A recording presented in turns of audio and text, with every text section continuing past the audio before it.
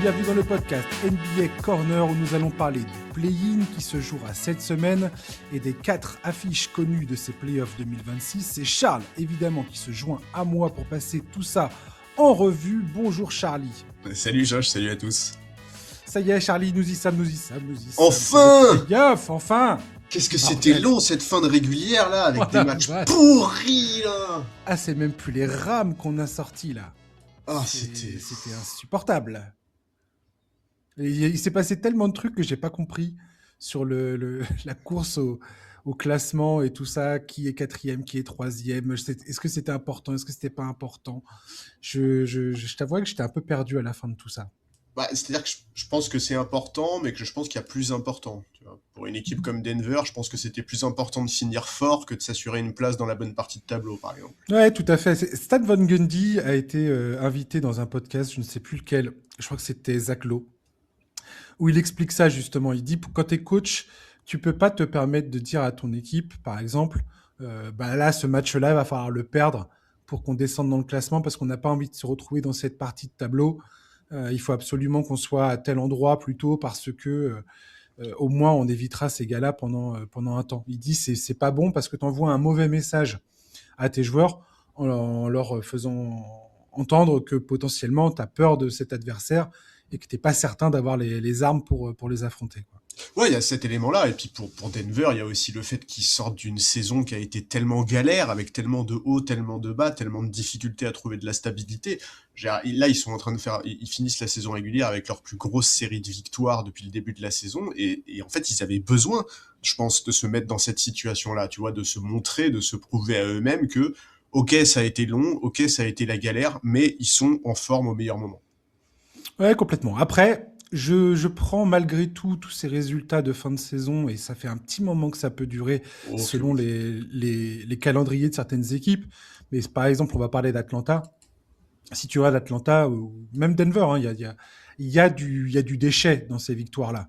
Bien C'est sûr. dur aujourd'hui de voir certaines séries de victoires ou certains bilans, comme Atlanta, je crois qu'ils ont 20 victoires et 6 défaites sur la fin de saison.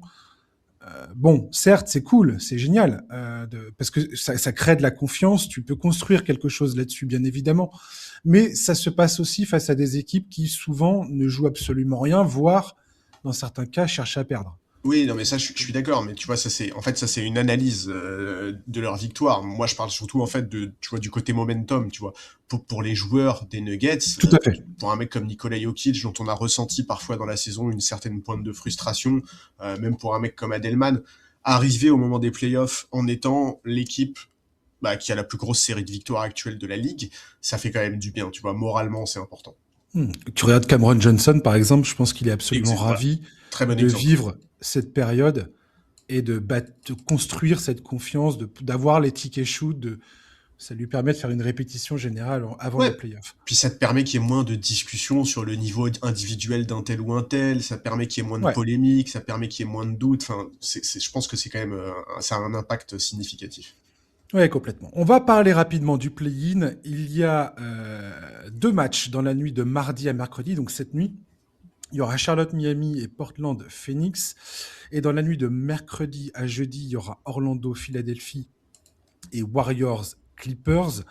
Et les matchs pour la 8e et dernière place de chaque conférence sera joué dans la nuit de vendredi à samedi, juste avant le lancement des playoffs. Dans la nuit de mardi à mercredi, pardon, nous aurons Charlotte-Miami notamment. On va pas faire 36 heures sur les matchs du play-in. J'aimerais avoir un mot quand même sur chaque équipe dans chaque confrontation. Concernant cette confrontation-là, les Hornets, tu sais ce que j'en pense. Pour moi, ça doit poursuivre l'aventure quoi qu'il en coûte. Je veux absolument rien entendre d'autre. Clairement, le recrutement de Kobe White à la date limite des transferts a été brillant. On en a parlé en long, en large et en travers, toi et moi. Il a des qualités offensives qui, je pense, peuvent être extrêmement bénéfiques pour cette équipe, au scoring et à la création. Si tu regardes un petit peu ce qu'il est capable de faire aujourd'hui sous le maillot des Hornets, c'est presque à se demander comment... c'est un coup de génie d'avoir récupéré ce gars-là, clairement. Pour le front office des Hornets, qui, Dieu sait, a été critiqué pendant longtemps, là, tu sens que depuis quelques temps maintenant, Ça se passe beaucoup mieux dans les prises de décision au niveau du front office et ça s'en ressent sur le terrain. Cette équipe est clairement sur une dynamique extraordinaire depuis des mois. On en a beaucoup parlé. Malgré tout, je crains leur inexpérience, surtout face au Heat, surtout face au coaching d'Eric Spoelstra. Le Heat est piloté par un savant du basket, on le sait tous. Dans l'effectif, il y a des joueurs expérimentés qui n'ont rien à perdre dans cette confrontation face à Charlotte. Tyler Hero et Andrew Wiggins ont une productivité exemplaire depuis le All-Star Game. Rami Raquez Jr. est considéré comme un des meilleurs joueurs en sortie de banc de la Ligue actuellement. Pelle Larsson a été une des révélations cette saison. Je passe sur les autres joueurs, mais c'est une équipe qui est extrêmement solide. Je pense qu'elle n'a pas la puissance nécessaire, cette équipe, pour aller loin. Même sur une série de playoffs, tu vois, je n'ai pas du tout confiance dans une équipe comme le Heat. Mais sur un match, je pense qu'elle est horrible à jouer. Ouais. Bah déjà, je pense que ça peut être une des affiches les plus cool de ce premier tour de play-in. En tout cas, c'est un match qui va être fun, j'en suis sûr, entre l'attaque des Hornets, Miami qui a un rythme complètement débridé. Je pense vraiment qu'on peut avoir un match sympa à regarder. Et puis Miami, les grands spécialistes du play-in, je veux dire. Voilà, c'est ça. En fait, pour moi, t'as pointé du doigt les deux éléments qui peuvent nuire à Charlotte. Le manque d'expérience, c'est une évidence. C'est clair que Miami est probablement l'équipe aujourd'hui qui a le plus d'expérience du play-in dans toute la ligue. Et l'autre élément, c'est que c'est un match, c'est pas une série en fait. Si c'était sur une série, j'aurais pas le moindre doute quant à la victoire des Hornets, mais c'est sur un match, c'est un format qui laisse plus de place aux surprises, donc il y a quand même plus de suspense. Mais voilà, moi je suis comme toi, j'espère voir Charlotte en play-off. Sur ce qu'ils ont montré cette saison, ils le méritent, et je trouve que pour la progression de cette équipe, ce serait vraiment intéressant de connaître une première vraie série. Donc oui, voilà, il n'y aurait pas Spoelstra, il n'y aurait pas cette expérience et ce serait pas format un match. Je serais très confiant pour Charlotte. Je reste confiant malgré tout. Je pense qu'ils ont tout ce qu'il faut pour passer, mais voilà, on a toujours plus de doutes et puis vraiment le format un match, il y a pas un côté petit loup face. Ce serait pas vrai de dire ça, mais bon, voilà, on est quand même moins serein que sur un format de série. Je donne l'avantage au Heat dans ce duel. Ah ouais? Ouais. Ok. Ouais, carrément. Ouais. Okay. Ça me déchire de le dire. Mais tu peux pas savoir le temps que j'ai passé à réfléchir à ce truc. Ça m'est insupportable de dire ce que je suis en train de dire. Mais je dis pas qu'ils vont gagner. Enfin, je dis pas que le Heat va gagner. J'espère que les Hornets vont s'imposer très clairement. Tu le sais, tout le monde le sait. Tous les gens qui écoutent ce podcast le savent. En fait, t'es juste superstitieux, tu dis Miami parce que tu Non. Non, mais Charlie, combien de fois on a enterré le Heat pour que cette équipe renaisse de ses cendres et vienne défoncer les rêves de je ne sais combien de fans NBA. Ouais, mais justement, est-ce que c'est pas le moment, tu vois, que ça s'arrête, ça, tu vois? Est-ce que ce serait pas le moment qu'ils entament un autre cycle que ce cycle de « Ah, ils ont aucune chance. Ah bah si, finalement, ils ont une chance. » Enfin, tu vois? En fait, ce qui me dérange beaucoup, c'est le manque d'expérience des Hornets Ah, ça, c'est sûr. et la variance des shoots à 3 points. Bam Adebayo face à Moussa Diabaté. J'adore Moussa Diabaté, mais Bam Adebayo, Khalil Ware, à l'intérieur, ça tient la route. Ça tient la route. Je sais pas, il y a des éléments côté Hornets où je sais pas s'ils vont réussir à répondre présent au moment où il va falloir Brandon Miller notamment, tu vois, il est trop, il souffle trop le chaud et le froid. Et s'il est dans un mauvais soir, c'est mort. C'est un match. Hein. Ah oui, non, mais ça, je le sais perdant bien. est éliminé, donc il n'y a Ouais, pas de non, match mais de tu vois, rattrapage ouais. derrière. Et voilà, je te dis, Wiggins, il a fait les finales, il est champion avec les Warriors. Il y a quand même dans cette équipe du Heat une expérience qui, pour moi, j'arrive pas à dépasser ça dans ma tête. Tout Écoute, simplement. ouais, c'est possible, hein. En tout cas, encore une fois, c'est pas, pour moi, Charlotte reste devant, mais je serais pas halluciné si Miami passe. Je Ouais, serais on est très d'accord. déçu, mais je serais pas choqué. Le deuxième match de la soirée, ça sera Portland face à Phoenix. Là, c'est un duel 7-8. Devin Booker en playoff, on sait à quoi s'attendre. C'est une torche humaine quand il est dans un bon soir, impossible à éteindre. Les Suns, c'est un peu comme le Heat quelque part, probablement trop court dans l'ensemble pour avoir de réelles ambitions au-delà du play-in. Mais c'est une équipe composée de joueurs capables et bagarreurs.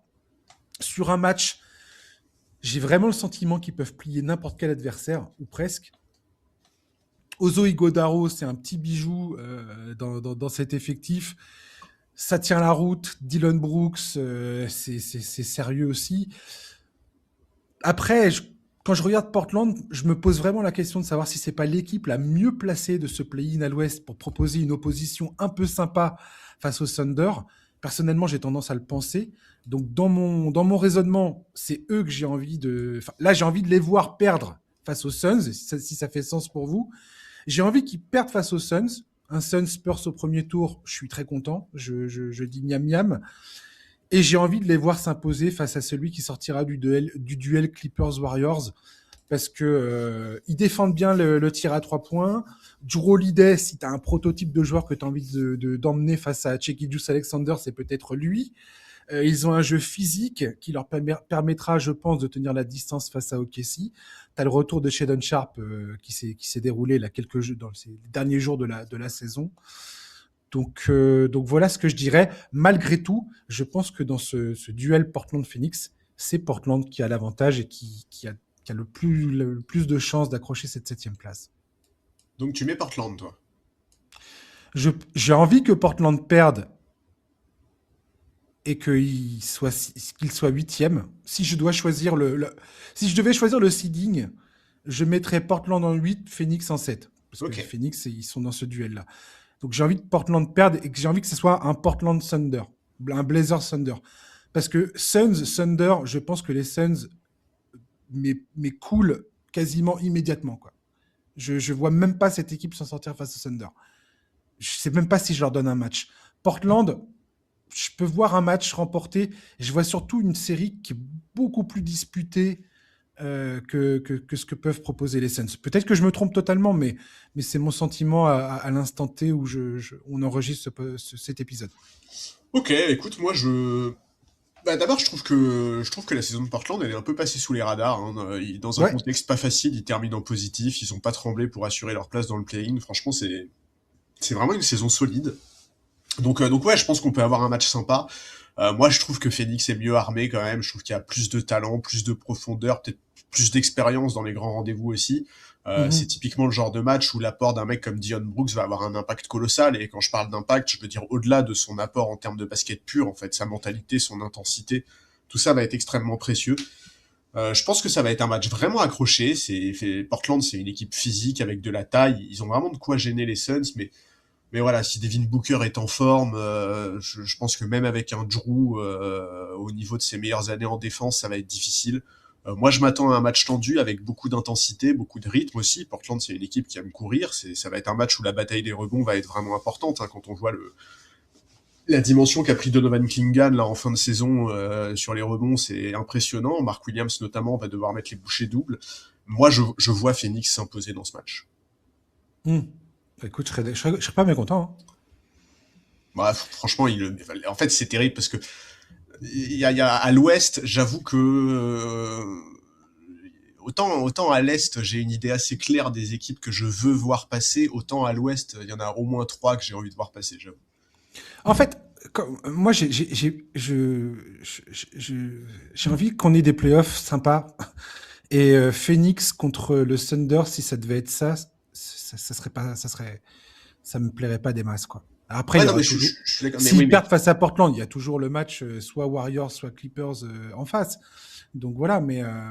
Oui, mais tu vois, moi, par exemple, j'ai envie de voir Portland en playoff. Je trouve qu'ils le méritent vu la saison qu'ils ont fait. Mais j'ai pas envie de voir des playoffs sans Kawhi Leonard, en fait, quand on voit le niveau auquel Kawhi a joué ces derniers mois.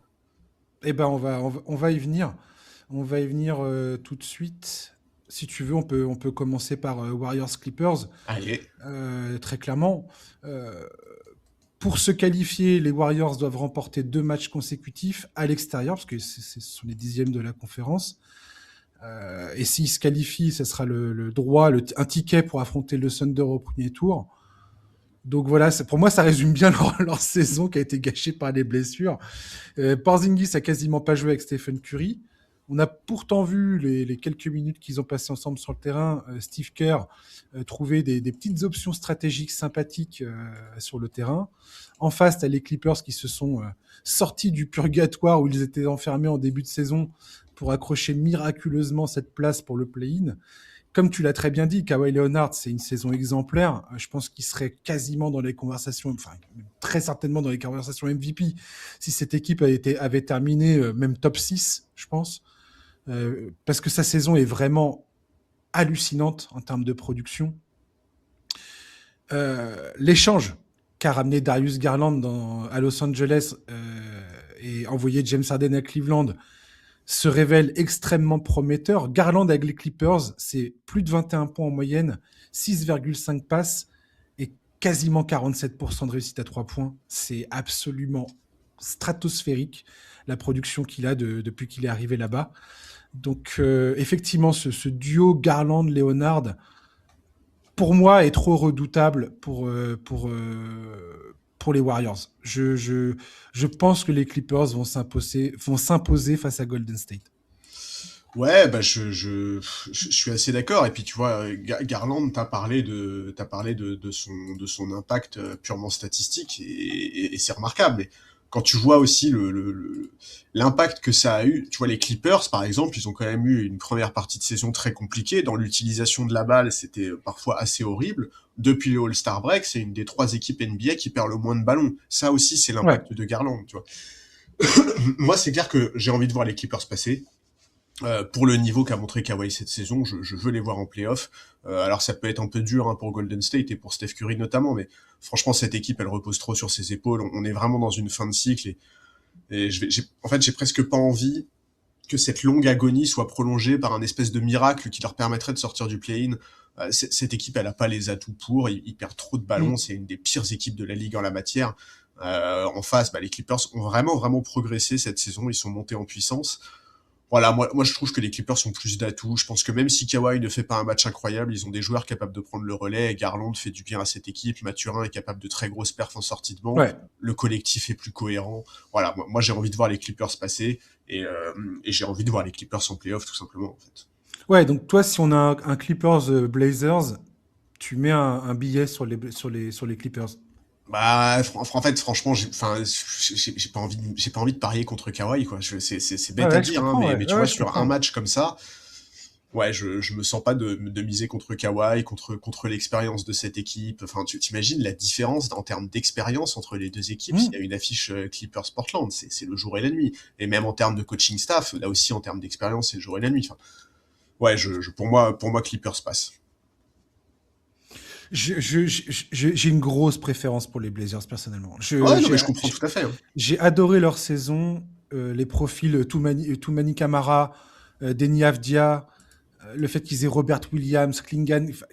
Le côté physique de cette équipe me laisse entrevoir un premier tour vraiment plus compétitif. Pour moi, dans les 4 équipes, c'est la seule qui a vraiment des atouts pour être compétitif face au Thunder, quoi. Ouais, mais enfin, tu vois, si compétitif, ça veut dire prendre un match, bon. Mais les Clippers, tu penses qu'ils prennent quoi? Ah, les, franchement, Clip- les Clippers, ils vont se faire assassiner sur les lignes arrière. Et Garland, il va pas bouger d'un iota. moi, je suis pas choqué si les Clippers prennent un match contre KC. Ah ouais. Ouais. Toi, tu Je... sous-estimes trop Kawhi. Non, non, non, pas du tout. C'est juste que pour moi, Kawhi est beaucoup trop isolé dans cette confrontation face au Thunder. Et le Thunder a des atouts tels Ah oui, que non, mais ça. je vois pas comment...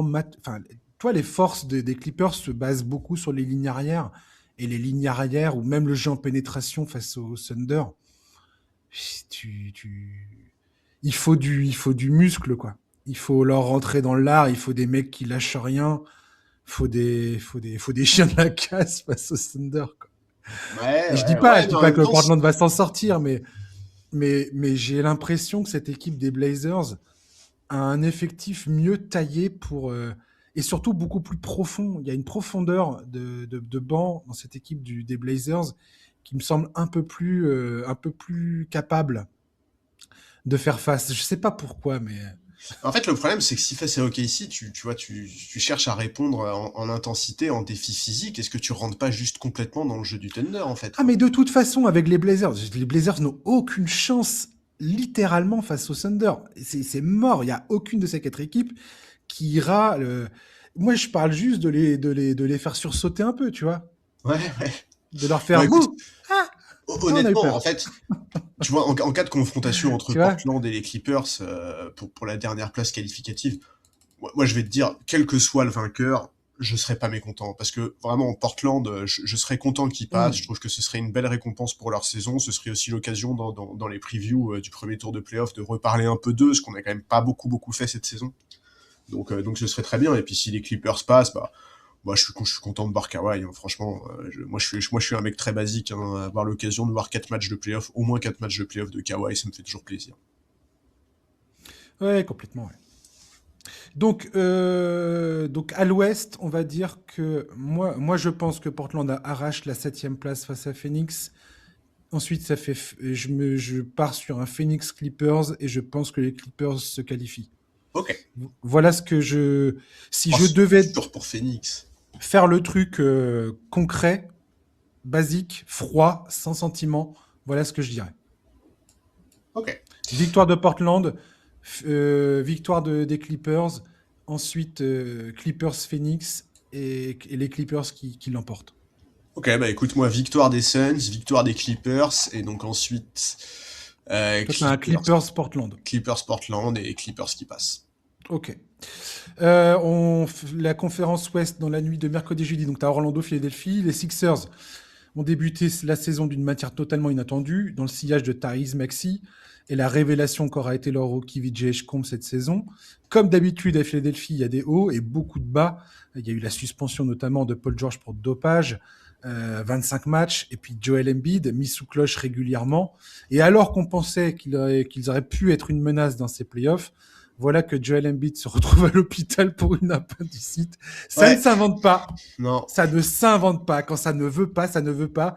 Et ça pourrait presque être l'épitaphe sur la carrière de Joel Embiid. Quand ça veut non, pas, ça veut pas. Je rigole. Paul George, c'est con parce que depuis qu'il est de retour, le mec, il est en feu à 3 points. quel bonheur. Euh, Défensivement, il tient la route. Côté Orlando, ça se marche sur les lacets depuis le début de la saison. Rien ne laisse croire que ça changera de sitôt. Cette équipe s'était construite autour d'une identité défensive. Elle a fait venir Desmond Bain à l'intersaison, avec l'ambition de faire du bruit dans une conférence Est qui paraissait alors grande ouverte. Le problème, c'était justement de générer de l'attaque. 6 mois plus tard, le Magic est à la traîne, incapable de trouver son rythme et son identité. Paolo Banchero est peut-être une des plus grandes déceptions de cette saison. Voilà. Mon pronostic, j'ai marqué, je m'en tape. J'aurais préféré qu'aucune des deux équipes n'accède aux playoffs. Voilà ce que j'ai marqué. Ah ouais. J'ai une légère préférence pour Orlando parce qu'il y a Anthony Black là, dans cette équipe, mais je n'en peux plus des Sixers et du Magic. Je n'en peux plus. Je Ah, moi, j'en peux plus suis d'Orlando. dégoûté qu'ils soient 7e et 8e. Ah, moi, je vais être honnête, j'ai absolument pas envie qu'Orlando sorte du play-in. Ils m'ont trop gavé cette saison dans l'attitude, dans le jeu, dans tout ce que tu veux. J'ai pas envie qu'ils sauvent leur saison en sortant du play-in et en prenant la place d'équipes qui ont fait mieux qu'eux avec moins qu'eux. Je pense qu'Orlando peut passer, hein, surtout si Embiid n'est pas là, ce qui a l'air d'être le cas. Mais ça me ferait vraiment pas plaisir.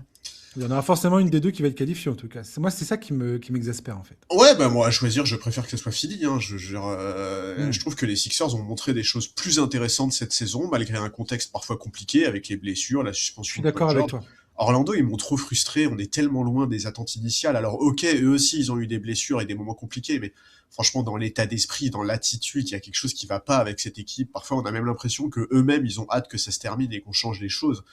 Euh, le dernier match qu'ils ont joué là face à Boston, C'est un scandale. franchement, c'est un scandale. C'est un scandale. Enfin voilà, ouais, cette équipe m'a trop gavé. Alors le point d'optimisme pour Orlando, évidemment, c'est l'absence d'Embiid, mais franchement, j'ai pas envie que Orlando sorte. Je le dis très clairement. J'avais trop d'espoir sur cette équipe. Elle m'a trop saoulé. Paolo Banchero m'a trop saoulé. L'état d'esprit de ce groupe, ça m'a trop gavé. Je veux qu'ils ne jouent pas les playoffs et qu'il y ait des choses qui changent cet été. Donc défaite face aux Sixers et ensuite défaite face à Charlotte, s'il vous plaît, messieurs. c'est vraiment frustrant. C'est tellement frustrant. Ah ouais, non, mais c'est le mot, Oh, ce oh mot là là existe pour là. cette équipe. Je pense que toute la saison, toi et moi, on a attendu que cette équipe, que, que Franz Wagner revienne. Après, Anthony Black était blessé. Attends, déjà, la saison d'avant, c'était la galère. Cette année, c'est encore la galère. L'apport l'ajout de Desmond Bain n'a pas fonctionné. Ils ont passé la saison à être dans une espèce de tension entre Jamal Mosley et Paolo Banchero, espèce d'ambiance malsaine en permanence. Là, j'en peux plus. Je n'en peux plus, Charlie, Mais de franchement, moi, ces, je vais de être ces honnête joueurs-là. avec toi. Et pourtant, une infime partie de moi veut encore croire que il est pas impossible que cette équipe se mette en ordre de marche.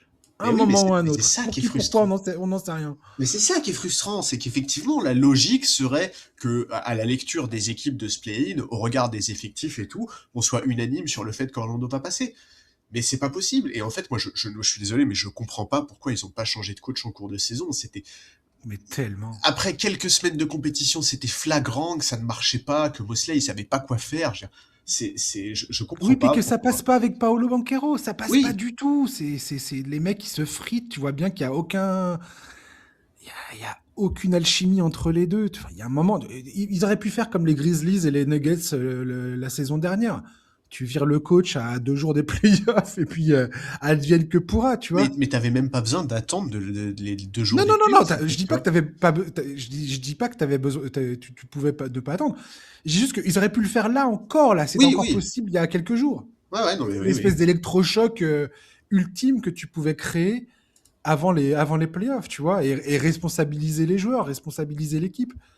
Là, je sais pas ce que ça va donner, mais Bah, visiblement, de toute façon, on se dirige vers un changement de coach cet été. Ça me semble être oui. la basique absolue. Mais vraiment, je ne veux pas que cette équipe, elle ait la sensation d'avoir sauvé sa saison, en fait. Je veux que tous les joueurs de cet effectif, là, à la fin de la semaine, ils se regardent dans le vestiaire et qu'ils se rendent compte qu'ils Mm. sont pas en play-off. Tu vois, et que vraiment ça fasse un peu un électrochoc, parce que changer le coach c'est bien, mais il y a aussi des trucs à changer dans la mentalité de ce groupe, franchement.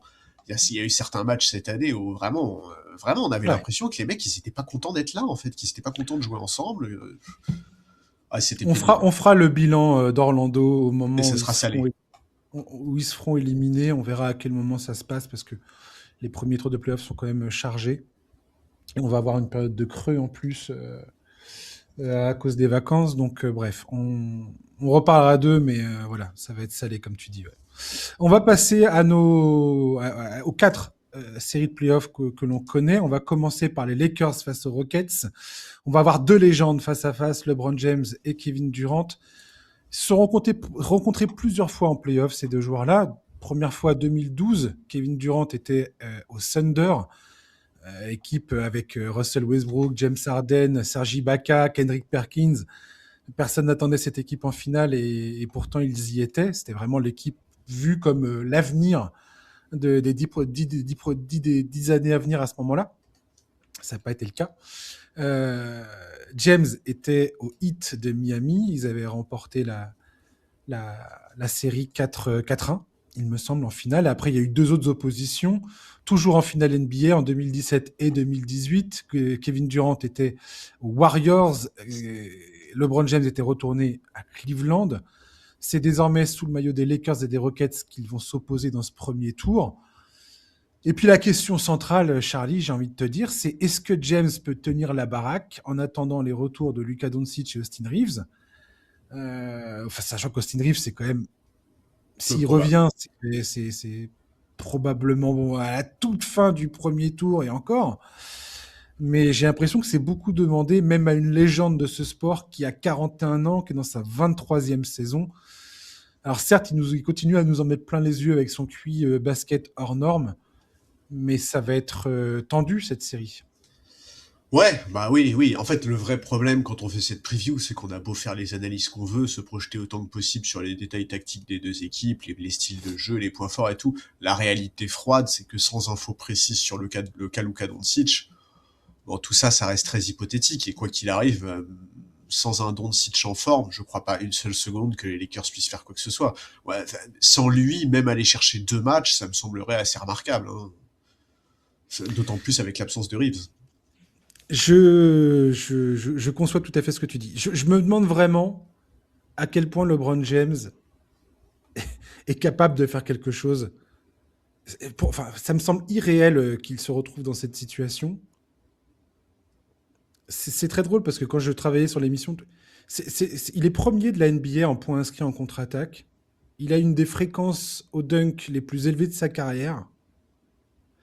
Il shoot beaucoup moins à 3 points que ces dernières saisons là parce que son adresse est vraiment en berne pour le coup, alors qu'il était passé aux alentours des 40% ces dernières années, et puis là c'était beaucoup moins le cas. Mais il y a toujours cette combinaison puissance-rapidité, cette espèce de super pouvoir physique qui est le sien, en plus de cette intelligence supérieure dans la lecture du jeu, dans l'anticipation, dans l'exploitation des avantages stratégiques. Et ça, en playoff, c'est quand même assez important.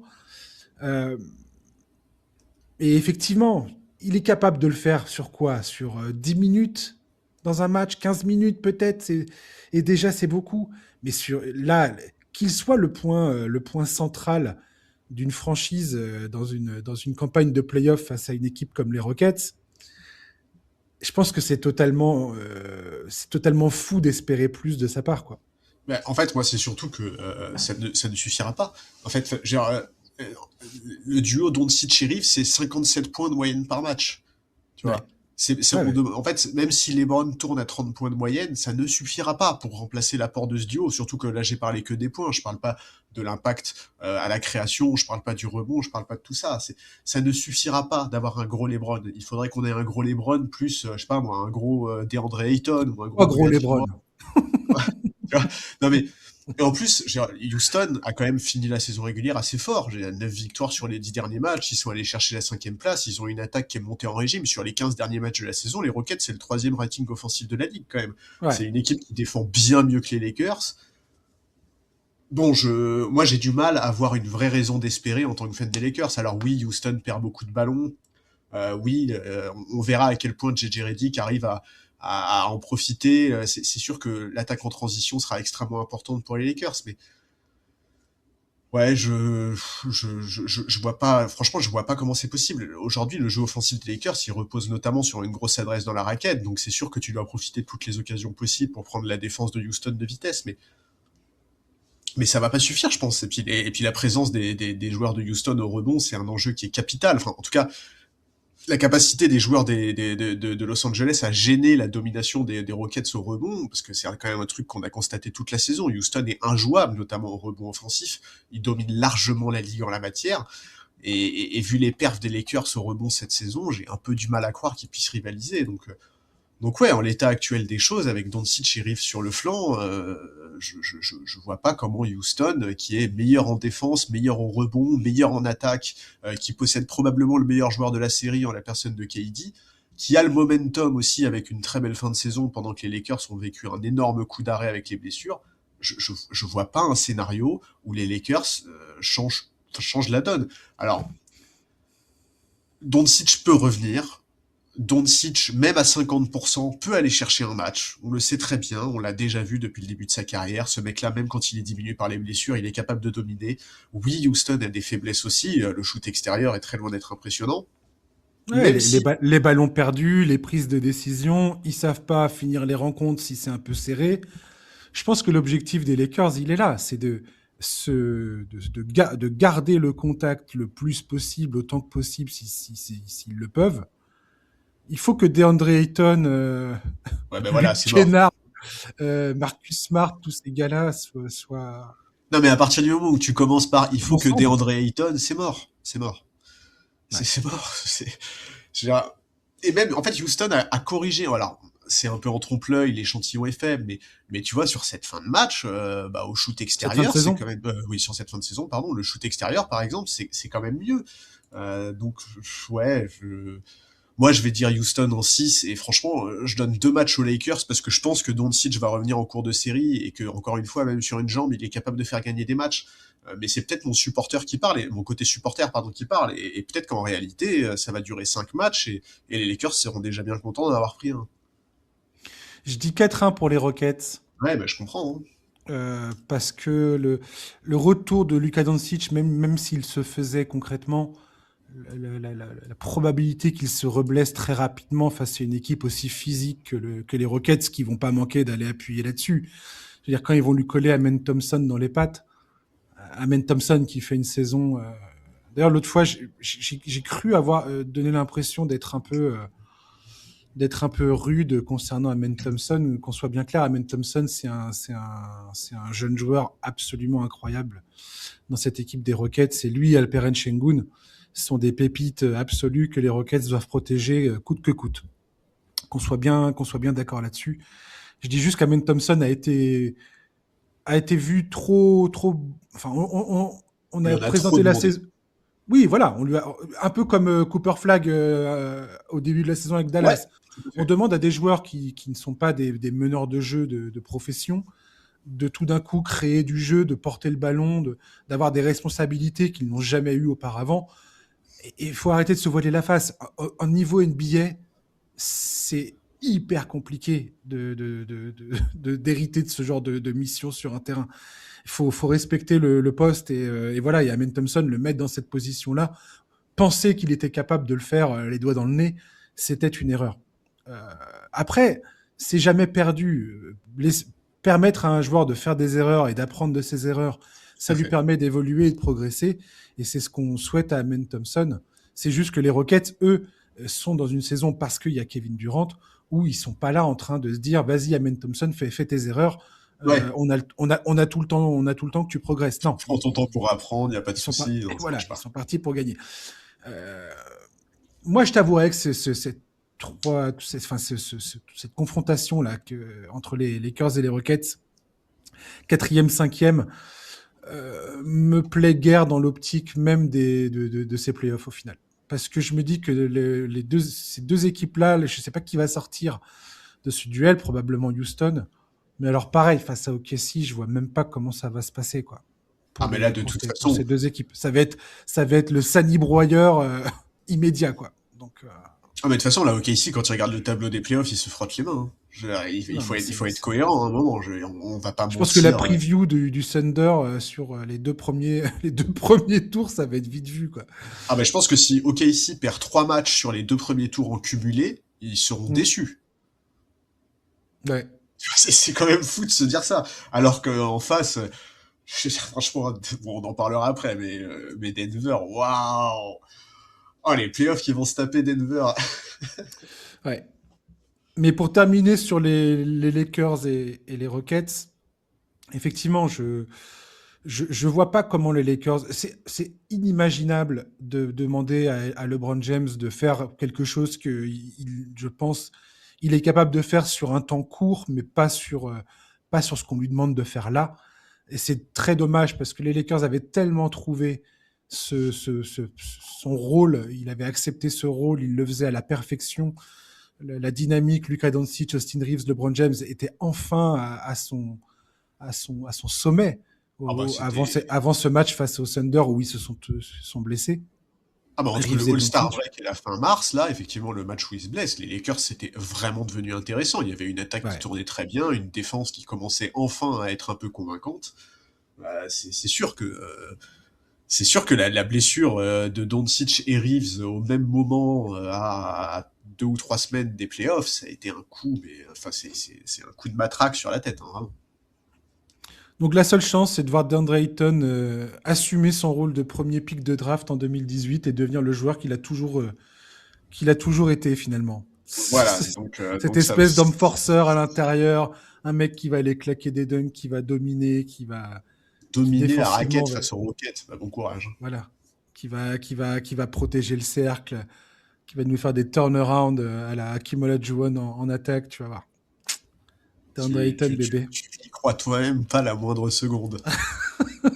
Je suis désolé, Charlie. Oui, oui, non, mais je sais que J'essaye tu es d'être cruel, je positif. sais. Non, tu es cruel. Oh, tout de suite, t'as pas totalement tort. Mais non, mais ça m'amuse pas du tout en fait. Ça m'amuse pas du tout cette confrontation tronquée. Euh, Franchement, ça me contrarie un peu, je t'avoue. Ouais, non, mais je comprends. Et j'aurais vraiment, vraiment aimé que les Lakers, à cette troisième place, soient au complet et en pleine possession de leurs moyens. Je pense que on aurait eu des playoffs vachement plus fun que là. Et le fait qu'ils ne puissent pas être en face des Rockets comme ils auraient pu l'être, voilà. Ça gâche un peu le moment, tout Ouais, simplement. je suis bien d'accord. Bah, de toute façon, avoir un mec comme Luka Doncic blessé pour les playoffs, c'est juste, c'est tragique. Ouais, complètement. Ouais. Bref, passons aux Nuggets et aux Wolves. Voilà, deux équipes qui se connaissent sur le bout des ongles. C'est un peu toxique cette relation entre ces deux franchises. Il y a eu deux confrontations en playoff auparavant, en 2023, la saison où les Nuggets sont allés jusqu'en finale et ont été champions en titre, enfin en champion en titre, champion NBA tout simplement. Et en 2024, où il y a eu cette série absolument monumentale en demi-finale de conf, qui s'était conclue au bout de 7 matchs, qui est dans la tête de tous les fans des Nuggets et des Wolves, je pense, parce que pour les Wolves, c'était vraiment un grand moment dans l'histoire de leur franchise, parce que ça leur permettait de retourner en finale de conférence 20 ans après Kevin Garnett, Latrell Sprewell et Sam Cassell. Euh, et franchement, cette série-là, cette confrontation face aux Wolves, c'est le fait de retrouver Anthony Edwards. On a bien dit avant dans l'entame de cet épisode que les Nuggets étaient sur une bonne dynamique, mais je t'avouerais que je suis pas du tout réjoui de retrouver sur la route Anthony Edwards. Pourquoi? Parce que défensivement, c'est un joueur qui pose énormément de problèmes aux Nuggets, sachant que la défense, c'est pas le point fort des Nuggets. Les Wolves, je pense qu'ils étaient sur un espèce ils étaient à moitié endormis pendant toute la saison. Ils ont vraiment été sur courant alternatif. Il y avait des pics et puis après, tout d'un coup, ils étaient, je sais pas pourquoi, mais ils enchaînaient des défaites complètement incompréhensibles. Les Nuggets, ils ont rarement été au complet toute la saison. Il y a toujours le spectre de voir comment dire, les ischio-jambiers d'Aaron Gordon, Peyton Watson, on ne sait pas s'il va revenir, dans quel état il va revenir. Et puis pareil, la probabilité de se reblesser est assez importante. Donc ma confiance, Charlie, n'est pas au beau fixe dans ce duel. Écoute, moi je trouve quand même que c'est une magnifique affiche. Je veux dire, moi je Oui, regarde ça d'un point de vue beaucoup plus extérieur que toi, qui forcément est fan des Nuggets. Et ouais, je trouve que c'est la plus belle affiche de ce premier tour de playoff. Pour Denver, c'est aussi le début de ce qui pourrait être un parcours hallucinant, hein, un des parcours les plus durs qu'on ait vu depuis un moment. Il y a quand même un monde où ils se tapent les Wolves, puis les Spurs, puis OKC. Difficile. Donc oui, en fait la question pour moi, la première, la plus importante, c'est de savoir dans quel état sera Anthony Edwards. Il a joué que 4 des 15 derniers matchs de la saison, il a eu des problèmes au genou. Jaden McDaniels lui aussi a connu une fin de saison régulière perturbée par les blessures. Alors il a pu se rassurer un peu sur les 2 matchs face à Orlando puis Houston, mais ouais. bon, les blessures en théorie devraient être résorbées pour la série, mais ça tombe quand même mal, le timing n'est pas idéal, et en plus ça a eu un vrai impact sur la fin de saison des Wolves. Hein. Je crois que sur les 20 derniers matchs, ils sont à 10 victoires, 10 défaites, ce qui est quand même pas le rythme d'une équipe ambitieuse. Euh, Côté Denver, en fait, c'est l'inverse. La saison régulière, elle a été pourrie par les blessures, ça a été une galère. Il suffit d'avoir écouté le podcast pour se rendre compte à quel point tu as été désespéré à certains moments de la saison. Mais finalement, les choses se sont mises en place au meilleur moment, et visiblement, tout le monde est bien revenu physiquement. Ils terminent la saison régulière sur une grosse série de victoires. Alors certes, il y a parfois des matchs avec une compétition, enfin pas très compétitif, mais niveau momentum, c'est quand même dur de faire mieux aujourd'hui que Denver. Moi, je suis d'accord avec toi. Il faut regarder de près la défense des Nuggets. Ça a été un secteur sur lequel ils ont vraiment été en galère parfois cette saison, même si c'était quand même mieux après le All-Star break. Adelman, c'est quelque chose qu'il a évoqué, notamment l'importance de réussir à freiner Anthony Edwards, de défendre la raquette pour l'empêcher de se balader et de faire ce qu'il veut, parce que c'est clair qu'il va être intenable s'il est en forme. Donc ouais, moi j'avoue que je suis moins inquiet que toi, parce que j'ai été un peu déçu par la saison régulière des Wolves. J'avais la sensation qu'ils s'étaient affaiblis l'été dernier, et je trouve que dans l'attitude cette saison, ils ont parfois été un peu en dilettante. En tout cas, ils m'ont pas donné l'impression d'une équipe capable de passer un palier supérieur pour devenir un vrai candidat au titre, qui était quand même l'objectif cette saison. Donc moi je suis pas aussi inquiet que toi, et je pense que Denver va s'en sortir. C'est quoi ton pronostic au final? C'est Nuggets 106. Et moi, j'ai Nuggets 107. J'ai Ouais, mais Nuggets ça, c'est parce que 107. t'es inquiet. Ou non, oui, non, mais en fait, non, mais il y a un point important que tu viens de souligner, c'est qu'Anthony Edwards cumule tout ce que les Nuggets ne savent pas affronter. C'est-à-dire qu'il y a personne, que ce soit Christian Brown, Bruce Brown, Jamal Murray, c'est mort, Peyton Watson, il va revenir de blessure, je sais pas si c'est souhaitable. Il y aura Anthony Edwards Spencer aussi Jones, il revient de blessure. hein? Anthony Edwards aussi revient de blessure. Non, non, tout à fait, mais oui, oui, et son genou, effectivement, j'espère que ça ira bien pour lui. Ouais, Mais, ah oui, ça c'est clair. Ouais. mais oui, oui, il a l'air bien embêté avec ce genou. Et ça a pas l'air d'être totalement réglé, quoi qu'il arrive. Donc, on verra bien ce que ça donnera. Mais Non, et puis comment les Wolves ils vont gérer les minutes sans Gobert, tu vois. Je veux dire, on l'a répété plusieurs fois cette saison, quand il est pas là, la défense s'effondre. Et aujourd'hui, je suis désolé, mais dans une série face à Denver, les Wolves ne peuvent pas se permettre de prendre un run à chaque fois que Gobert est sur le banc, c'est pas possible. Surtout qu'on sait très bien qu'il est difficile à jouer en playoff, Gobert, donc ça va vraiment être un jeu d'équilibrisme très compliqué à faire, je pense. je comprends bien. Mais ces deux équipes se connaissent tellement bien. Il y a tellement de familiarité. Et on sait très bien, en tant que fan des Nuggets, qu'Anthony Edwards, il n'y a personne qui peut l'arrêter sur le périmètre dans l'effectif des Nuggets. Alors, ils vont tous essayer, hein, ce que j'étais en train de dire. Spencer Jones, tout ça, ils vont tous essayer de faire leur truc. Mais grosso modo, on sait très bien que c'est excessivement compliqué. Et la défense du cercle des Nuggets est nulle. Ça va Oui. pas. Ah, oui. C'est vraiment leur gros point faible, pour le coup. Donc, Edwards, pour lui, c'est vraiment, je me lèche les doigts et je me dis, tiens, je vais attaquer ces gens-là jusqu'à ce qu'ils en puissent plus, quoi. Et c'est vraiment ce qui se passe régulièrement. Le point d'avantage des Nuggets, c'est leur attaque. Les Wolves ont des problèmes offensifs. Ils ont du mal à nourrir le scoring assez pour s'en sortir, surtout face à une équipe qui a le profil de Denver. Donc c'est là où pour eux la stratégie se situe. C'est est-ce que offensivement ils vont réussir à tenir tête face à Denver. Anthony Edwards va être absolument important, tout comme Dante DiVincenzo, Jaden McDaniels et un autre gars qui pour moi est un peu extrêmement important dans cette équation, c'est Bones Island, qui a eu des explosions offensives en sortie de banc. C'est un joueur qui a été drafté par Denver. Je ne sais plus, c'était en 2023 un truc comme, ou 2022, un truc comme ça, qui a été transféré dans sa deuxième saison. Les fans adoraient ce mec-là. Et il a été récupéré par Tim Connelly, parce que c'est Tim Connelly, quand il était aux Nuggets, qui l'avait drafté.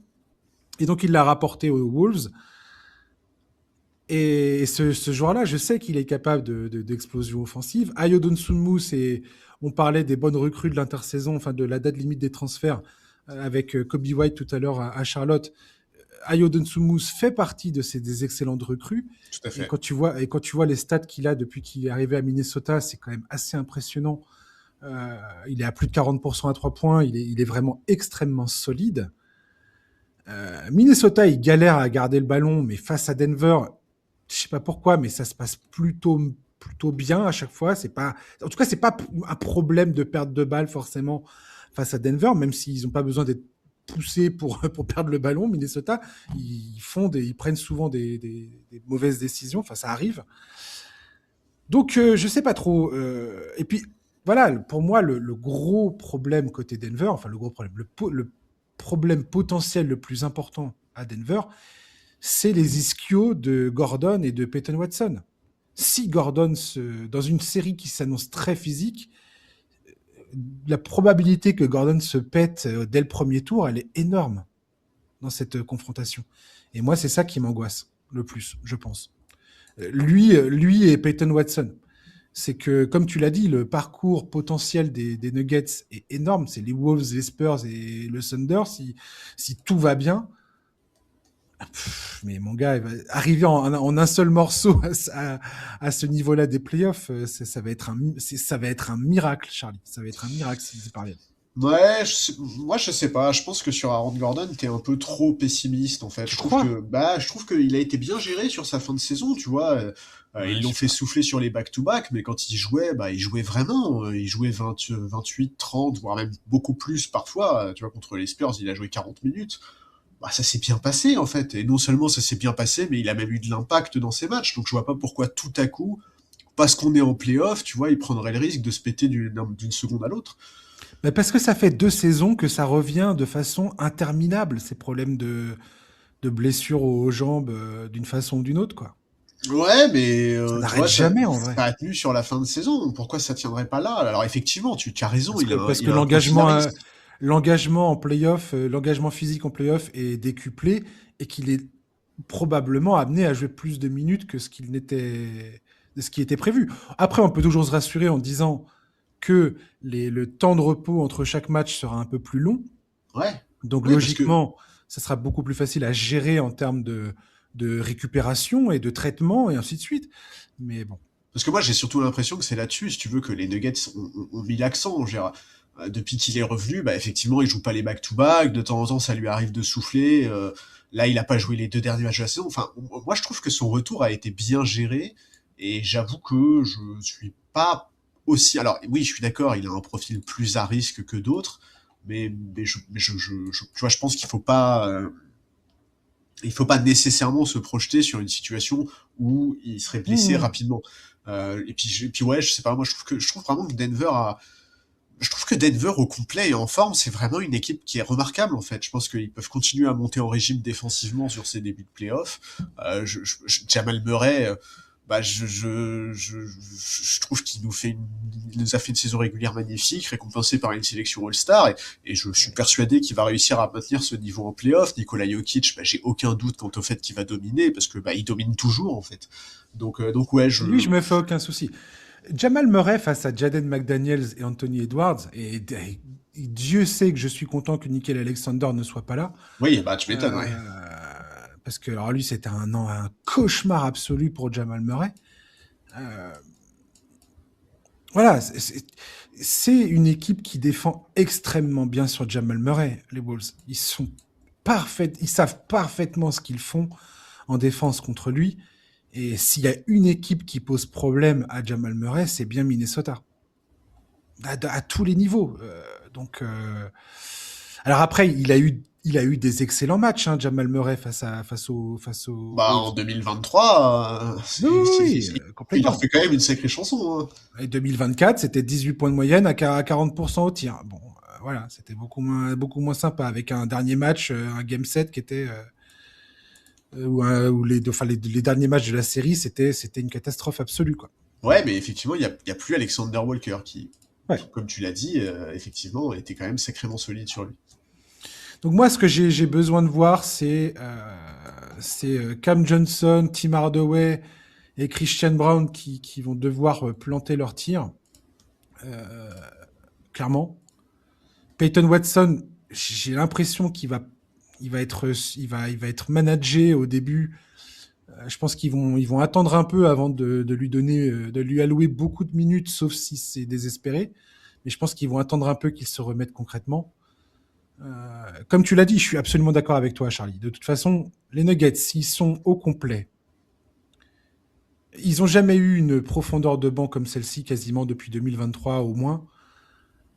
Jokic est au summum de son art encore et toujours. C'est complètement aberrant ce qu'il est capable de faire encore aujourd'hui. Donc sur le papier, cette équipe, pour moi, ça va au bout. Très sincèrement. Ça va clairement au bout. Maintenant, les Wolves, il y a cette familiarité entre ces deux équipes qui fait que je me méfie énormément d'eux. Et Anthony Edwards est un joueur que je ne sous-estimerai jamais, surtout pas face aux Nuggets, étant donné qu'il coche toutes les cases cauchemardesques pour la défense de Denver. Donc voilà. Ouais, mais j'ai besoin de voir Anthony Edwards et Jaden McDaniels d'ailleurs enchaîner les matchs en étant en forme, parce que je pense que l'aspect physique va compter aussi pour ces deux mecs-là. Je suis d'accord avec toi et très sincèrement, je Ah, prie pour que ça se passe bien parce que ça fait plus d'un mois qu'Anthony Edwards, il n'a pas joué 30 minutes dans un match NBA, hein. ouais, je sais, ouais. C'est quand même beaucoup, tu vois. C'est vraiment pas le bon moment pour ça. Tu sais ce qui me fait peur aussi, c'est le karma Julius Randle. Si Julius Randle commence à tourner à 30 points de moyenne dans cette série, ça va m'énerver, Charlie. Tu Ah vas me bah, récupérer à la petite cuillère. Je pense que je vais quitter le podcast.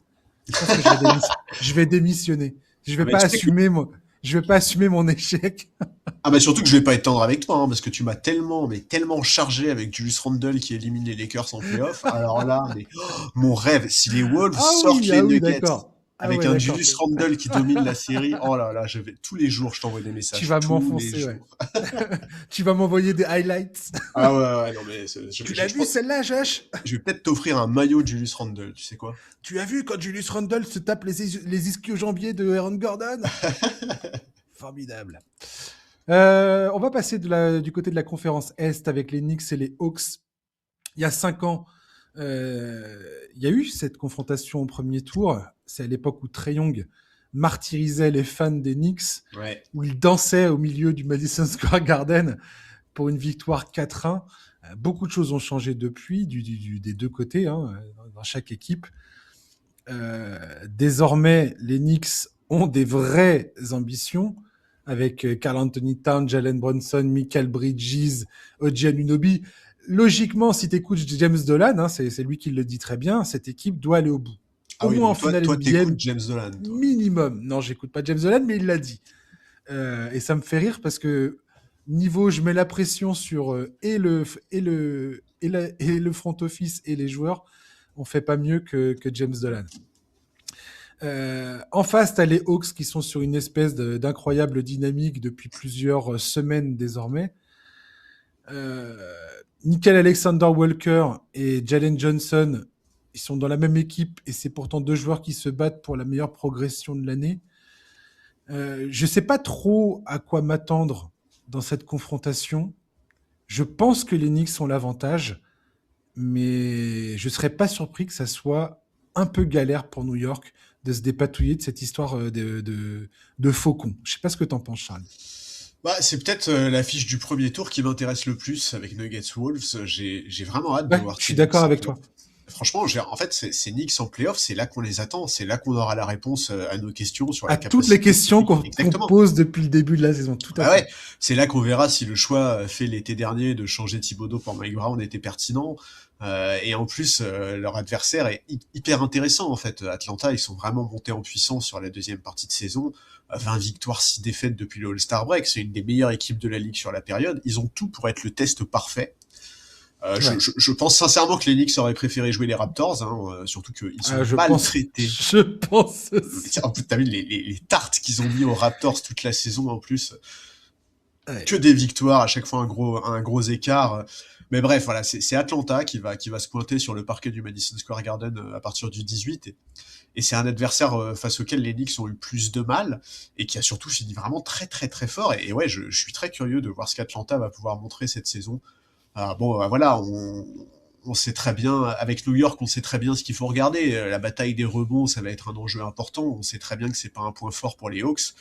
En face, les Knicks sont monstrueux dans ce domaine. Ouais, et Donc puis oui, là, vu que Jock Landale s'est blessé là, face à Orlando avec le coup de Gogan Bitadze là, qui était absolument dégueulasse, euh, l'absence de Jock Landale, je ne sais pas s'il va revenir pour le début des playoffs ou dans ce premier tour, mais elle est colossale. Ils ont pris Bradley pour faire la transition, mais ça. ils ont dit, Mitchell Robinson, il les mange tous au petit bah oui. déjeuner au rebond, quoi. Et Landale, ce qui a été annoncé, c'est au moins 2 semaines avant une réévaluation. C'est ça, ouais. Donc oui, voilà, c'est sûr que Atlanta ne peuvent pas se permettre de se faire bouffer dans ce secteur, mais ça va être difficile de faire autrement. Et on sait bien que les Hawks, ils aiment imposer un haut tempo à leur adversaire, mais s'ils laissent les Knicks les dominer au rebond et notamment au rebond offensif, bah ça va être dur de dicter le rythme de la rencontre. Tout à Je... fait, c'est exactement ça. Bah C'est ouais. tout à fait ça. Et puis surtout, moi, j'ai hâte de voir les playoffs de Jalen Johnson. Enfin, je veux dire, aujourd'hui le patron de cette équipe, c'est lui. Il prend la relève d'un joueur qui avait su être particulièrement performant en playoffs. Tu as notamment cité la série face aux Knicks il y a quelques saisons. Alors, Mmh. on va pas lui demander d'emmener Atlanta en finale de conférence comme Trae Young l'a fait en 2021, mais Non, mais j'attends de lui. n'empêche que Trae Young, ça restera aujourd'hui, enfin, c'est aujourd'hui son plus grand fait en carrière. Bien sûr. Et voilà, et c'est quelqu'un qui en playoff nous avait tous mis d'accord, quoi. Et le mec était juste incroyable. Jalen Johnson, il fait une régulière époustouflante. Le gars, tu te dis, c'est la superstar, c'est l'avenir de cette franchise des Hawks. Voilà, maintenant, est-ce qu'il est capable d'afficher un niveau de jeu similaire, voire supérieur en playoff? Et sachant quand même que les Knicks, c'est pas un bon adversaire pour lui, hein. Je veux dire, le nombre de Non, bons profils que les Knicks ont pour défendre sur lui, c'est quand même pas idéal. Donc, euh, absolument. donc oui, Et c'est un bon test pour les Knicks et c'est un bon test pour Jalen Johnson, ça c'est clair. qui est-ce qui défend sur Karl Anthony Towns, Charlie?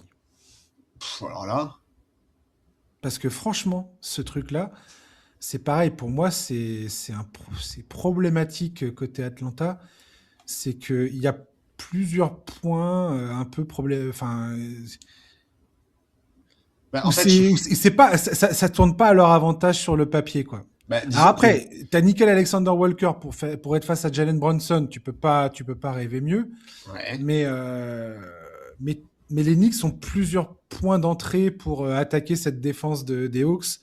CJ McCollum, le fait que la défense intérieure, elle sera probablement pas exceptionnelle. Comme tu l'as très bien dit, la bataille au rebond, aujourd'hui, je vois pas comment les Knicks ne sortent pas vainqueurs de celle-ci.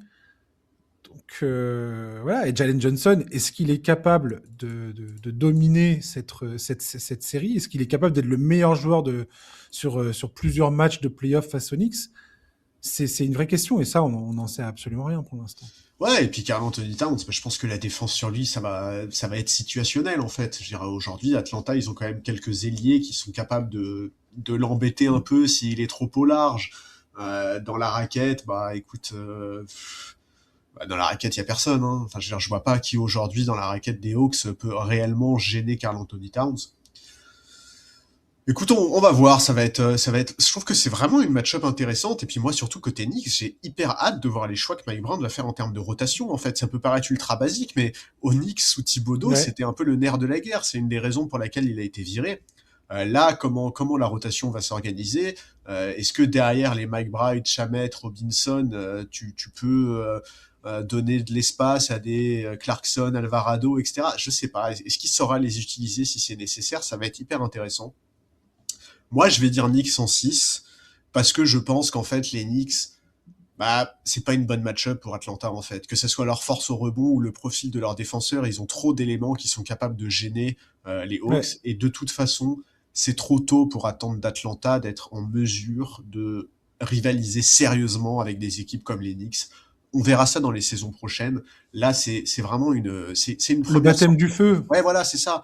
Alors, je dis pas du tout que aucun de ces joueurs ne connaît les playoffs, hein, c'est pas du tout le cas, mais la première c'est la première campagne de playoffs de ce groupe-là, de ce noyau-là, et je pense que c'est difficile d'en attendre trop de leur part. Je suis d'accord avec toi. En fait, les Hawks, ça, comme tu l'as très bien dit, sont sur une dynamique impeccable depuis plusieurs semaines. Et ça paraît être un peu contre-intuitif de dire, ouais, mais je vois pas comment ils vont faire le poids face aux Knicks, qui eux, pour le coup, nous ont plutôt questionné. Mais les Knicks posent une interrogation plus dans leur capacité à être un contender concret pour jouer le Exactement, titre, tout à mais fait. pas pour une confrontation face aux Hawks. Voilà, je suis Les d'accord. Hawks, c'est magnifique, mais il y a quand même beaucoup de déchets dans les adversaires qu'ils ont battus sur les dernières semaines de la saison. Et effectivement, le match-up face aux Knicks ne joue pas en leur faveur. Entre Anunoby, Michael Bridges, ça fait déjà deux joueurs. Je pense que c'est deux profils idéaux pour défendre sur Jalen Johnson. Mais Les même, Hawks se reposent beaucoup sur leur jeu collectif. C'est une des équipes qui a le plus de ratios passes décisives et de points inscrits qui découlent directement d'une passe décisive. Il y a vraiment cette dynamique collective qui, je pense, ne doit pas être sous-estimée. Et moi, c'est pareil, j'ai les Knicks en 6 matchs. Donc, je donne quand même 2 matchs aux Hawks, ce qui n'est pas ridicule du tout. Souvenez-vous que l'an dernier, le duel Knicks-Pistons, ça s'est terminé en 6 matchs. Et que les Pistons, aujourd'hui, sont leaders de la conférence Est. Alors, je ne dis pas que les Hawks vont suivre exactement la même trajectoire, absolument pas. C'est pas du tout ce que je suis en train de dire. Je dis juste qu'aujourd'hui, les Hawks, il faut qu'ils trempent un orteil dans les playoffs. Je parle du groupe Hawks tel qu'il est constitué aujourd'hui. Il y a l'expérience du côté de Nickel Alexander-Walker, mais il n'a pas cette expérience en tant que numéro 2 d'une franchise, et c'est quasiment ce qu'il est à Atlanta aujourd'hui. CJ McCollum, on va voir ce qu'il est capable d'apporter avec son expérience. Il a vécu des grandes campagnes de playoffs avec les Blazers, il a fait des finales de conférence face aux Warriors, donc on verra bien à quel point cette expérience va être bénéfique dans cette équipe. Quid de Jonathan Kuminga qui a fait des bons matchs, des bonnes sorties avec les Warriors. Là, est-ce qu'il sera capable de réitérer la chose? Idem pour Zachary Zaché. Il va complètement être éteint à l'image de cette fin de saison qu'il a eu aux Hawks? Est-ce qu'il va relever la tête? Est-ce qu'il va se révéler être particulièrement important parce qu'il est capable de défendre, parce qu'il va être capable de mettre des tirs et de faire des cuts hyper intelligents sur le terrain? Gabe Vincent, qui a eu des expériences également importantes avec le Heat de Miami, il a fait les finales avec lui en 2023. Il y a plein de choses aux Hawks qui peuvent se révéler et faire en sorte que ça se passe mieux qu'on ne l'imagine. Mais de fait, aujourd'hui, avec ce qu'on connaît et avec l'expérience de ce genre de configuration, je donne les Knicks vainqueurs en 6 matchs. Ouais, et puis je vais te dire, Gabe Vincent, vu ses sorties en playoff avec les Lakers, je suis pas convaincu qu'on soit capable de retrouver le joueur qu'il était à Miami. Hein. Ouais, c'est sûr. Ouais. Malheureusement. La désillusion. Ça fait mal, ça. Ouais, je l'ai rentré à la gorge un peu. Ouais. Passage aux Lakers, il a pas fait du bien à la réputation de non. Gabe Vincent. Non, et effectivement, pour Rizaché, ça va être intéressant de voir comment il s'en sort. Moi, j'avoue que je crois pas au miracle, en fait. Tu vois, je vois pas comment un joueur qui a été aussi peu mis en confiance et qui s'est éteint comme ça sur cette fin de saison pourrait tout à coup, dans une série de playoffs comme celle-là, revenir sur le devant de la scène. Ça, j'avoue que je serais très surpris et très heureux. Mais l'objectif des Hawks, c'est de faire une première baignade dans le bain des playoffs. Tout à fait. Et de grandir à partir de là. De créer justement les besoins, d'identifier les compartiments du jeu où il va falloir progresser, que ce soit pour Nickel Alexander-Walker, Jalen Johnson, qui va en apprendre beaucoup sur lui-même dans cette première expérience en playoff. Rizaché, j'espère qu'il aura l'opportunité de jouer, tout simplement, et de se faire les dents un petit peu dans cette confrontation. Je le souhaite en tout cas. Donc on verra comment ça se passera pour eux, mais ouais, les Knicks, je pense, vont l'emporter. Ouais, on termine avec les Cavaliers et les Raptors. Voilà, il est loin l'époque où LeBron James dominait, écœurait littéralement les fans des Raptors en les pliant à chaque confrontation. Les Brontos. C'était presque drôle à l'époque. Enfin, c'était drôle, hein, c'était très très drôle. Sauf si t'étais fan de Toronto, Charlie, un peu. Oui, pardon. Un peu de sentiment, un peu d'émotion pour les gens de Toronto, voilà, pour les fans de Toronto qui nous écouteraient. Là, c'est autre chose. Bizarrement, cette équipe de Toronto qui a galéré contre les top teams de la NBA se sont imposés à 3 reprises face à Cleveland. Ouais, mais c'était en octobre-novembre. Bah ouais, mais n'empêche que il n'y a pas beaucoup de choses à mettre à leur actif, alors je vais mettre tout ce que je peux, Charlie. Ah ouais, donc, c'est honteux. Ils ont remporté ces 3 matchs en octobre et en novembre, certes. Depuis, l'équipe de Cleveland a changé. Et James Harden est arrivé. Aujourd'hui, il y a la paire Donovan Mitchell, James Harden, qui, je pense, ça sera au cœur de la campagne de playoff qui s'annonce pour les Cavaliers. Je répète que cette équipe a la plus grande masse salariale de toute la NBA. Il faut bien comprendre ce à quoi on est en train de faire face là. Cleveland, en l'état, c'est l'équipe la plus riche de toute la ligue. Et je suis pas sûr des ambitions réelles de cette franchise, Charlie. Pour les Raptors, alors là, franchement, eux, ils s'invitent dans ces playoffs. C'est déjà énorme. J'ai envie de dire que c'est une victoire totale à l'échelle de leurs ambitions réelles pour la saison. Et je sais pas ce qui va se passer pour eux. Mon pronostic, c'est quoi? C'est 4-1 pour Cleveland. S'ils arrivent à prendre un match, c'est déjà énorme. Mais je vois pas comment les Raptors vont exister en playoff. Mais je tiens à souligner que c'est déjà colossal pour eux d'en être arrivés là, quoi. Ouais, bah moi j'avoue que j'ai assez hâte de voir ces Cavs en playoff. J'ai du mal à me faire une idée concrète de ce qu'on peut attendre d'eux. En fait, j'avais toujours un peu cette idée au fond de la tête, tu vois, enfin, pas cette idée, mais cette espèce d'incertitude. Et en fait, j'ai compris pourquoi. J'ai lu cette stat. En fait, le quatuor Harden, Mitchell, Mobley, Allen, depuis l'arrivée de James Harden aux Cavs, n'a joué que 92 minutes en commun. C'est rien en fait. Et c'est aussi pour Ouais. ça qu'on est aussi à ce point-là dans l'incertitude, c'est que c'est difficile de se faire une idée précise du potentiel de cette équipe. Donc ouais, j'ai très hâte de voir ça. Bah pour Toronto, bah en plus déjà la situation était pas, enfin je veux dire, c'était difficile d'être ambitieux pour eux, mais là visiblement en plus Immanuel Quickley va louper le début de la série. Il est touché aux ischios et d'après ce que j'ai vu, on n'en sait pas trop. Il est en day-to-day, mais visiblement il y a beaucoup de doutes sur sa capacité à être présent dès le premier match. Écoute, voilà, je trouve que ça va être. En fait, je trouve que Toronto est un test un peu intéressant pour la défense des Cavs parce que bah, les Cavs ne brillent pas dans le fait de défendre sur des ailiers notamment Ouais, le et périmètre, la défense sur le ouais, périmètre, c'est un point faible côté Cleveland, voilà. clairement. Et puis leur défense en tant que telle, sur la saison, ils sont 15e, je crois, un truc comme ça. Ils sont pas très solides dans ce compartiment de jeu, quoi. Donc ouais, j'ai un peu hâte de voir ce qu'ils vont faire face à des profils comme Ingram ou comme Scotty Barnes, et je suis persuadé qu'ils peuvent faire mieux que ce qu'on a vu cette saison. Ils ont des profils pour le faire, des Dean Wade, des Max Truss, normalement sont capables d'avoir un peu d'impact. Donc voilà, côté Raptors, bah je trouve que ça va être intéressant de voir les choix que le coaching staff va faire, notamment en défense, sur Donovan Mitchell, sur James Harden. Il y a quand même pas mal de possibilités. On peut imaginer Scotty Barnes et RJ Barrett avoir des grosses responsabilités en la matière.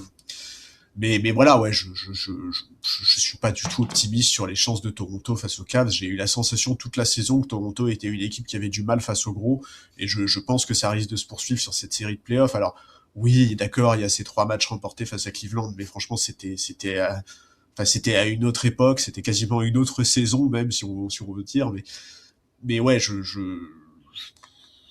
c'est un groupe jeune, certes, il y a des joueurs qui ont de l'expérience en playoff, mais c'est la première campagne de playoff ensemble, c'est un groupe qui a déjà performé bien plus que ce que beaucoup d'observateurs attendaient.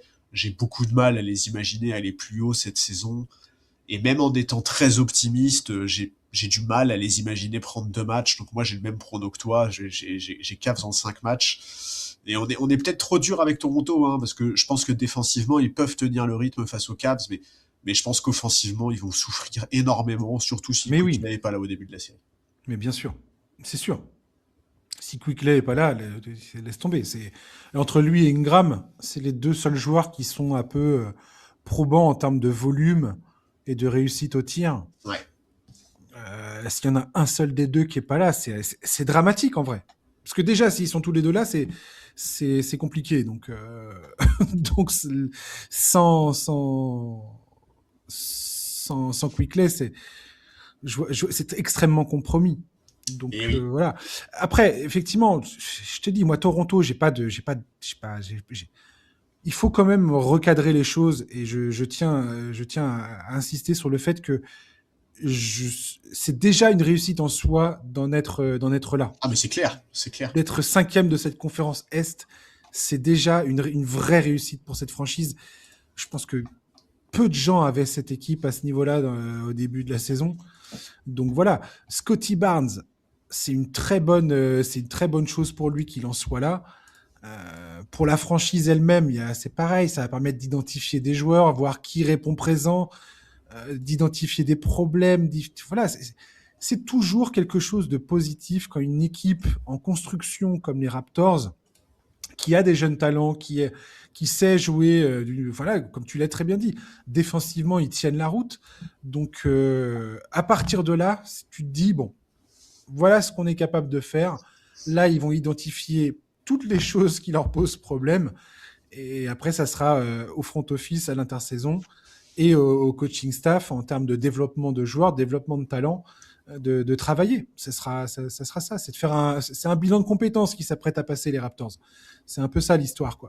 Et pour Exactement. Cleveland, eux, c'est une mise en jambe. Après, voilà, il y a encore des grosses questions sur la santé de Jarrett Allen. On ne sait pas si ses blessures, il va être capable de s'en remettre à un moment ou un autre. Le mec a quand même tendance à se péter littéralement tout le temps. Donc, Dean White, c'est pareil. Il est extrêmement stratégique dans ce que cherche à faire Cleveland, notamment parce que c'est un joueur extrêmement intelligent. Toutes les rotations avec lui dedans, défensivement, tiennent la route. Il a un shoot longue distance qui est solide. Ah, Dean Wade est indispensable à toute ambition de cette équipe en Voilà. playoff, c'est clair. Et lui, c'est pareil.